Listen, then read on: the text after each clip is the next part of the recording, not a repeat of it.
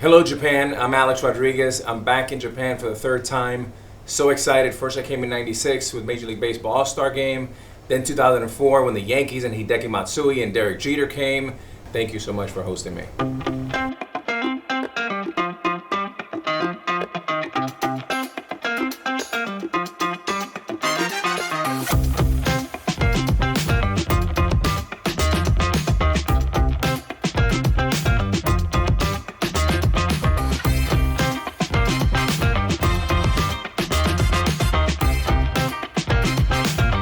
Shohei Ohtani has done is more than historic because it brings two countries in the world together. Japan could not be hotter and more desired in the US and around the world right now. I think the best leadership you don't hear, you can feel. Whatever you're willing to ask them to do, you better be willing to do yourself. If you can't take criticism, then you're not going to make it very far. What makes a great baseball player, they all are great fundamentals. Okay. So, these days, you can't talk about baseball in Japan without talking about Shohei Ohtani. Who's that? So let's start there. So I think if you think about Shohei Ohtani, he is simply the most unique player to ever play Major League Baseball. To think of a guy that, is 6'4", is the fastest guy on the field. He's the biggest. He throws the fastest and can hit it the longest. 1920s, what Babe Ruth did for Yankees in the baseball in America was historic.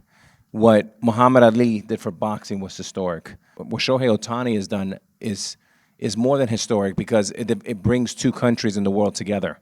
And if you got to think, when Michael Jordan was at the height in the mid-90s, it elevated the NBA, it elevated the United States to a level we've never seen before.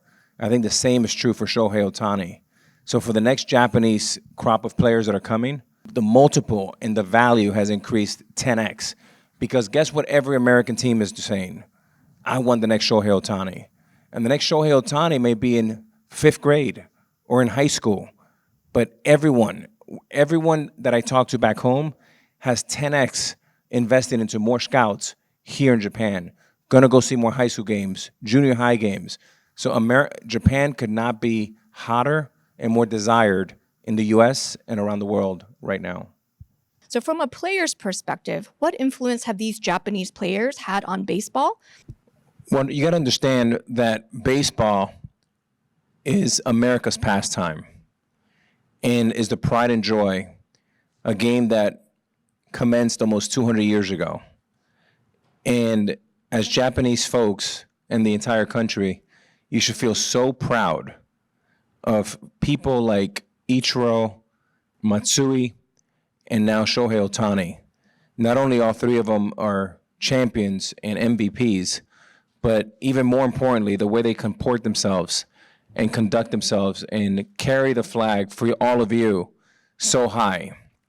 I can't even express to you how much I love and respect the Japanese culture and how deeply I've studied it over the years. The Japanese culture is basically what I've tried to teach my two daughters, is the respect. I mean, look at the way you guys present, the note-taking. If you're a talented person and you have what all of you have, you're halfway home. And that's why Japanese players will always play well in the U.S. because fundamentally, you guys are advanced of the American sport, which is something that Americans, we can emulate. And we have a ways to go there. What advice do you have for students who would be working with the athletes or student athletes themselves as they think to the future about a second career? Number one, education is everything. Knowledge is power. If you want to be in sports, you have to study it. 7, 8, 9, 10 hours a day, whatever it takes. You have YouTube, you have reading, you can watch games, you can understand everything about the sports. Go find yourself the greatest mentor, someone that you can learn from, someone who can sponsor you, someone who can bring you in big-time meetings where things are happening. Study what's happening around the globe. The world's not just Japan. The world's not just the United States. The world's very big. And understanding how the world moves is really important. Understanding trends and where the train is going. Be a problem solver. When people network, when people ask, just say yes. Let's get it done. Don't be the person that always says but. Figure it out. Get there. Beat them to the spot. Your education, your knowledge, your experiences are all very, very important. But if you can't communicate and articulate what's in your brain, then you have zero.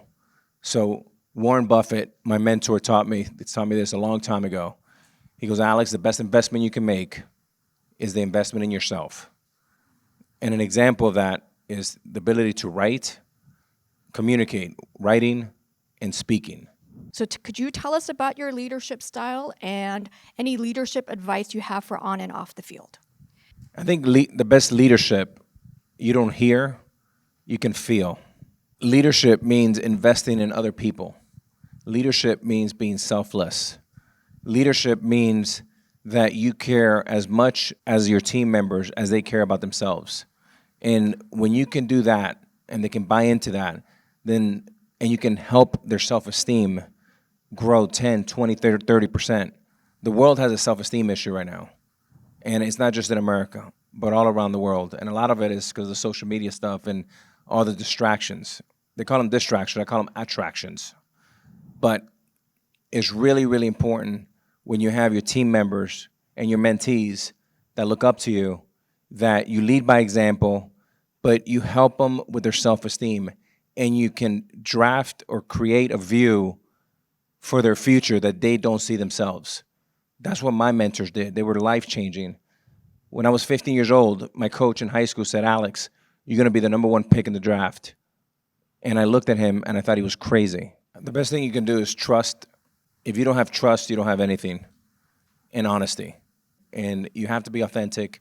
You have to be real. And you have to inspire people by your work ethic and do exactly whatever you're willing to ask them to do, you better be willing to do yourself.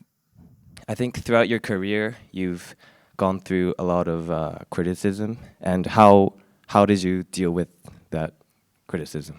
Wow, that's a great question. So criticism is just part of the journey, right? You play for the New York Yankees. You either love us or hate us, right? I've had ups and downs in my career.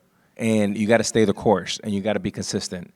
And if you can't take criticism, then you're not going to make it very far. Because in your own little bubble, you know, once you leave your home, even in our homes we get criticized, right? But I think it's just part of building thick skin. And the harder you work, and the more you work on your fundamentals, and the more you believe in doing the right things and learning from your mistakes, then criticism will be muted a little bit. And your vision and the positive people around you, surrounding yourself with really positive people that align with your virtues and your values, I think that's the best way. What is the most important thing as a baseball player? What makes a great baseball player, and the common thread between all the great ones, they all are great at fundamentals. And I think in this YouTube era, in what we call back home Sports Center era, we think that the big flashy, the big highlights, the big no-look passes, the big fancy plays, all those things are fun for commercials, but they don't win, and they don't help you be a great, great player over time. To play, 20 years, over 22 years like I played, that's not because I'm just great. It's because I worked on my fundamentals every single day, 7 days a week, 365, 24/7, while my competition rested. Today's event was amazing here at the U.S. Embassy. Really excited about the relationship between Japan and the U.S. and the fact that sports can bring us even closer together to what's already a very, very strong relationship. Makes me really happy. And these kids today were so inspiring. They seemed like they enjoyed it. I certainly enjoyed it, and it was very inspiring to be in front of such great young men and young women that are future leaders of Japan and of the world.